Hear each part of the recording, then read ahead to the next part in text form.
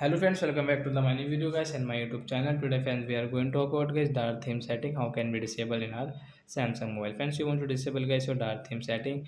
Then how can you disable guys? You don't like guys this dark theme setting guys. So friends, you want to disable this theme setting. Then how can you disable in your Samsung phone? In this video guys, I will show you. So before starting video, friend, first of all go and subscribe the channel guys. Click the bell icon, like my video. So when first of all guys we will on our phone setting to disable dark theme. Then guys scroll it.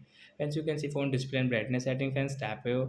As you can see guys your dark theme setting means dark mode setting. Fans you can see guys your schedule option. So fans you can see guys your light theme and dark theme. So you want to enable your light theme, you want to disable your dark theme, you can disable, and fans you can enable your dark theme in your Samsung phone guys.